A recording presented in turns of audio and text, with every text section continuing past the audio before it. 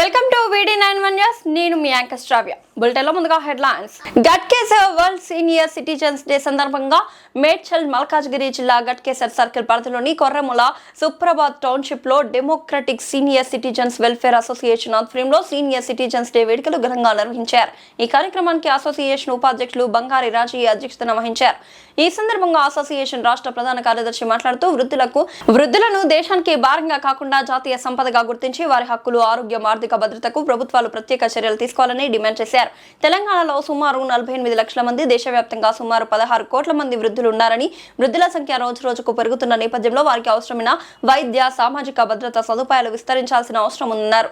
కేంద్ర ప్రభుత్వం తీసుకువచ్చిన వృద్ధుల పోషణ సంక్షేమ చట్టం 2007ను పకడ్బందీగా అమలు చేయాలని కోరారు. పేద వృద్ధుల ఉచిత మధ్యాహ్న భోజనం, ఆర్టీసీ బస్సుల్లో 50% రాయితీ, రైల్వే టికెట్ రాయితీల పునరుద్ధరణ, పుణ్యక్షేత్రాల్లో వృద్ధులకు ఉచిత దర్శనం, ఉచిత వసతి కల్పించాలని డిమాండ్ చేశారు. రేషన్ కార్డుల ద్వారా వృద్ధులకు పౌష్టికాహారం, చిరుధాన్యాలు అందించాలని, ఆసుపత్రుల్లో వృద్ధుల కోసం ప్రత్యేక వార్డులు ఏర్పాటు చేయాలని, బ్యాంకులు, పోస్టాఫీసులు, ప్రభుత్వ కార్యాలయాల్లో ప్రత్యేక కౌంటర్లు ఏర్పాటు చేయాలని కోరారు. అలాగే సింగరేణి రిటైర్డ్ ఉద్యోగులు, ఈపీఎఫ్ పెన్షన్దారులకు కనీస పెన్షన్ 10,000 రూపాయలు చెల్లించాలని డిమాండ్ చేశారు. యువత వృద్ధులను గౌరవించి వారి అనుభవాలను సమాజ అభివృద్ధికి వినియోగించుకోవాలని పిలుపునిచ్చారు. ఈ కార్యక్రమంలో అసోసియేషన్ ప్రధాన కార్యదర్శి ఆలవందర్ వేణుమాధవ్, మేడ్చల్ జిల్లా అధ్యక్షులు టి ప్రభాకర్ గౌడ్, ఉపాధ్యక్షులు బంగారి రాజయ్య, రిటైర్డ్ టీచర్స్ అసోసియేషన్ నాయకులు గుత్తా రవీందర్ రెడ్డి, పెట్టపత్రి మాధవరెడ్డి, సింగరేణి రిటైర్డ్ ఉద్యోగులు సత్యనారాయణ, రాజా నర్సు, లక్ష్మీనారాయణ, ప్రభాకర్, మునిందర్ రెడ్డి, శ్రీనివాస్, కొట్టెమల్లి తదితరులు పాల్గొన్నారు.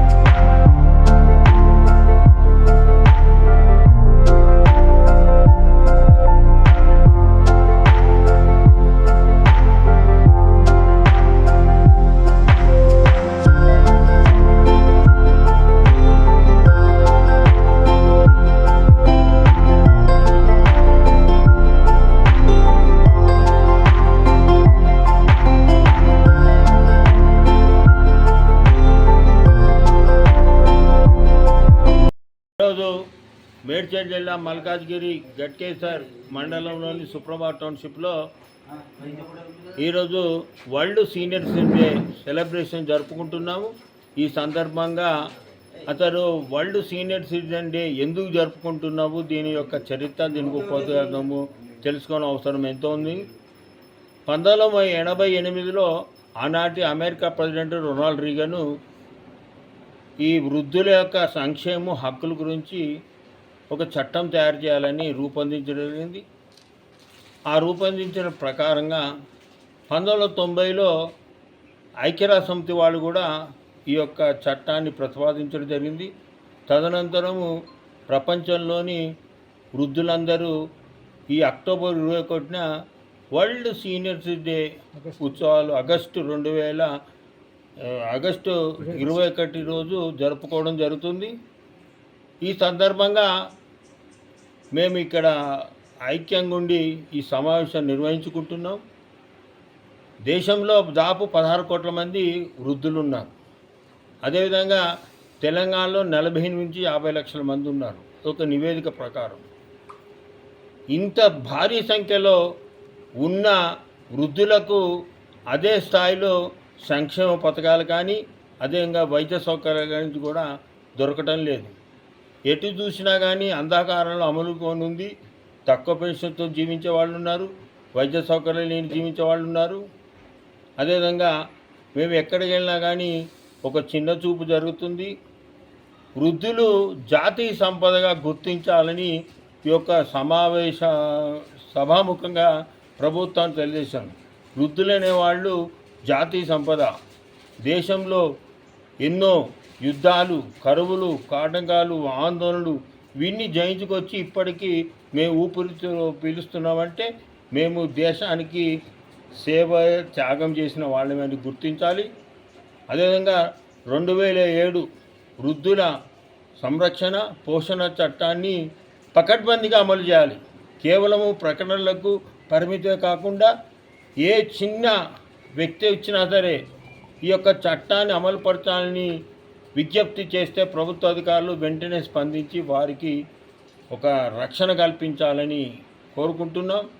అదేవిధంగా పెన్షన్లు పెంచాలని, రకరకాల పెన్షన్లతో జీవించే వాళ్ళు ఉన్నారు, పేదరికంతో జీవించే వాళ్ళు ఉన్నారు, చాలీ ఛాన్సర్ పెన్షన్ ఉన్నారు.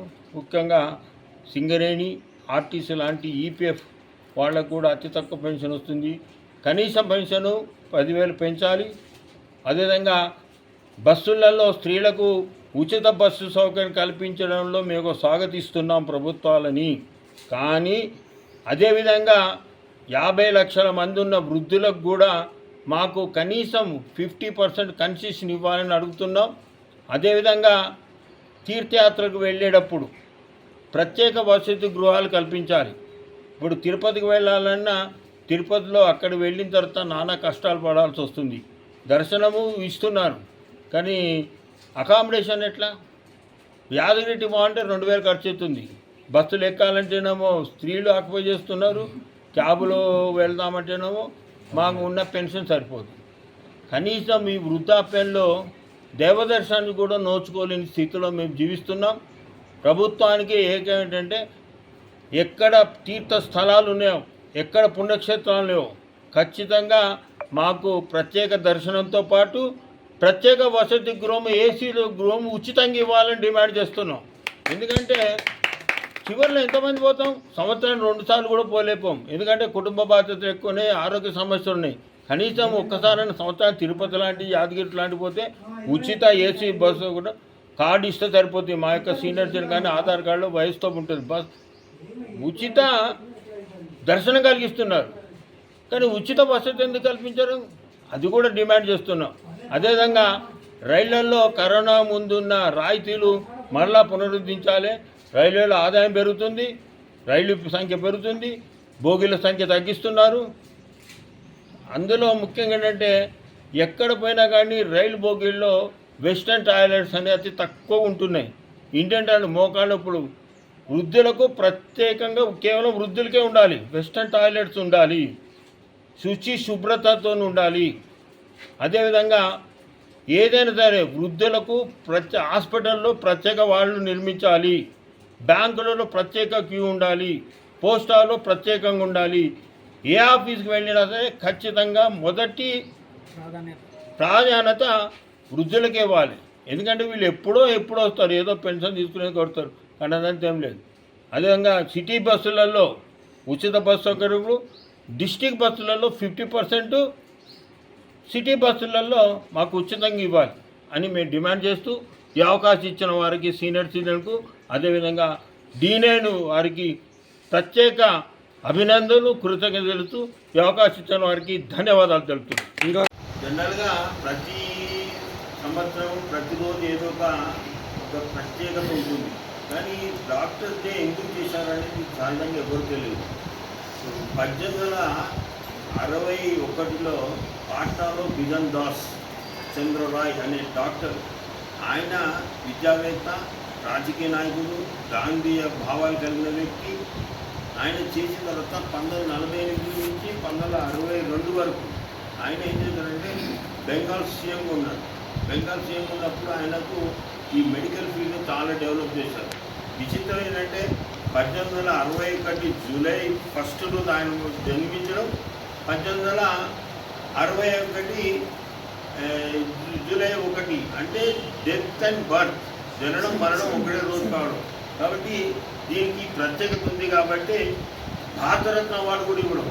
దేశంలో అత్యున్నతం అవార్డు ఏంటంటే భారతరత్న. అన్నట్టు భారతరత్న అవార్డు గ్రహీత బిధన్ దాస్ గారు ఈ ప్రజలకు సేవ చేయడము, పేదలకు సేవ చేసినందుకు గుర్తించి ప్రభుత్వము ఈరోజు ఆయన మరణము జరగడం ఒకటే రోజు కావాలి కాబట్టి ఆ రోజు జాతీయ వైద్యుల దినోత్సవం జరుపుకోవాలని ఇక్కడి నుంచి జరుపుతున్నారు. కాబట్టి దేశంలో ప్రతి చోట ఈ యొక్క డాక్టర్స్ డే జరుపుతుంటారు.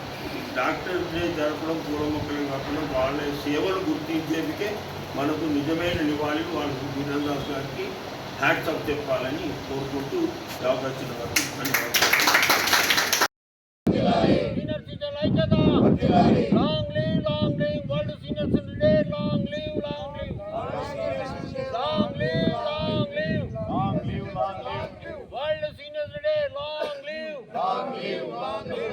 వయోధికుల ఐక్యత, వయోధికుల ఐక్యత, వయోధికుల ఐక్యత, సీనియర్స్ డే ఐక్యత. ఈరోజు ప్రపంచవ్యాప్తంగా వరల్డ్ సీనియర్స్ డే జరుపుకుంటున్నారు. అందులో భాగంగానే మేడ్చల్ జిల్లా మల్కాజిగిరి గట్కేసర్ మండలంలోని సుప్రభాత్ టౌన్షిప్లో democratic senior citizen welfare association తరఫున మేము ఘనంగా ఈ యొక్క కార్యక్రమాన్ని నిర్వహిస్తున్నాం. ముఖ్యంగా వయోధికులకు, వయోవృద్ధులకు సంబంధించిన ముఖ్యమైన డిమాండ్లు ఏంటంటే టీవీ9 D9 వారికి శుభాకాంక్షలు. మరి సీనియర్ సిటిజన్ గారికి ప్రభుత్వం తరఫున ఒక్కటే కోరుతున్నాను, ప్రతి గ్రామములో సీనియర్ సిటిజన్స్ వయోవృద్ధులు చాలామంది ఉన్నారు కాబట్టి పాఠశాలలో ఏ విధంగా అయితే మధ్యాహ్న భోజనం పెడుతున్నారో వాళ్లకు అటాచ్మెంట్ చేస్తూ మరి వయోవృద్ధులు ఎవరైతే ఉన్నారో ఆ గ్రామంలో ఉన్నటువంటి అందరికీ కూడా మధ్యాహ్న భోజనం వసతి కలిగించినట్టుంటే చాలామంది ఈ టెంపుల్స్ దగ్గర పోయి అడుక్కులు ఇటువంటివి ఉన్నాయి. కాబట్టి ప్రతి గ్రామంలో ఈ ప్రభుత్వాలు ఏం చేయాలంటే వయోవృద్ధులు ఎవరైతే 60 ఏళ్ళు నిండినటువంటి వారికి అందరికీ కూడా ఆ ఊళ్ళో ఒక హాస్టల్ లాగా ఏర్పాటు చేసి భోజనం ప్రభుత్వంగా ఏర్పాటు చేసినట్టుంటే ఎన్నో ఖర్చులు పెడుతుంది ప్రభుత్వాలు ఊళ్ళలాగా మీరు చూస్తున్నారు. మరి అటువంటి కాకుండా ప్రభుత్వము దృష్టికి మీరు తీసుకెళ్ళి ప్రతి గ్రామంలో ఒక హాస్టల్ను వయోవృద్ధులకు ఏర్పాటు చేయవలసిందిగా మనకి. ఈ సందర్భంగా వృద్ధులందరికీ మా అసోసియేషన్ తరఫున శుభాభివందనాలు తెలుపుతూ ఇక్కడ మేము ఈ సమావేశాన్ని ఏర్పాటు చేసుకున్నాం. ఇక్కడున్న మా సాధక బాధకాలు చెప్పుకోవడానికి ఈ సమావేశాన్ని ఏర్పాటు చేస్తూ ఇక ముందు కూడా అందరూ ఎక్కట్టగా ఒక సంఘంగా ఉన్నాం కాబట్టి అందరం కలిసి ఏదైనా ప్రాబ్లం వస్తే వారికి సాల్వ్ చేయడానికి ముందుకు పోవాలి. ప్రభుత్వాలన్నీ ఎన్నో ప్రకటించాయి కానీ వాటిని అమలు చేయడంలో వెనకంజ వేస్తున్నాయి. ఇంతమంది 543 మంది ఉన్న పార్లమెంట్లో ఒక్క జయబౌద్ధుడి గారే మాట్లాడారు సీనియర్ సిటిజన్స్ గురించి. వాళ్ళందరినీ చంపేద్దాం, మనకెందుకు, మరి మీకు ఓట్లు కావాలి, వాళ్ళు ఓట్లు వేయలేకపోతున్నారా, వాటికి ఎవరికి మనం ఏం సదుపాయాలు చేస్తున్నామని వాళ్ళందరినీ చంపేద్దాం, అప్పుడు మీకు బాగుంటుందంటే అప్పుడు మనకు ప్రభుత్వం కొన్ని రాయితీలు కల్పించి మనకు చేసింది. ఆ రాయితీలని కూడా ఇప్పుడు ఎత్తేసారు. కాబట్టి దయచేసి ఏంటంటే బంద్ చేయాలి.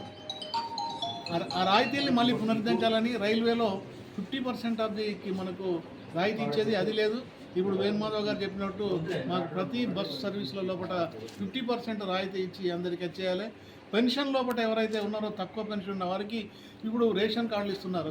ఆ రేషన్ కార్డులో బియ్యం ఇవ్వకున్నా కానీ రేషన్ కార్డు ఎందుకు అడుగుతున్నాం, డిమాండ్ చేస్తున్నామంటే దాని మీద ఆరోగ్యశ్రీ పథకాలు ఉన్నాయి కాబట్టి వాళ్ళు పెన్షన్లు లక్షలు పెట్టి హార్ట్ అటాక్ కానీ క్యాన్సర్ కానీ ఏదైనా వచ్చినప్పుడు వాళ్ళు చేయించుకోలేరు. కాబట్టి ఈ ఆరోగ్యశ్రీ ఉంటే అందులో కవర్ అయ్యే కొన్ని రోగాలకైనా కనీసం విముక్తి కలుగుతుందని మేమందరం డిమాండ్ చేస్తూ ఈ అవకాశాలు ప్రతి ప్రభుత్వము ఏ ప్రభుత్వం ఉన్నా కానీ సీనియర్ సిటిజన్స్ని దృష్టిలో పెట్టుకొని ఉండాలని కోరుతూ ఈ అవకాశం ఇచ్చిన మీ అందరికీ ధన్యవాదాలు చెబుతూ ముగిస్తున్నాను.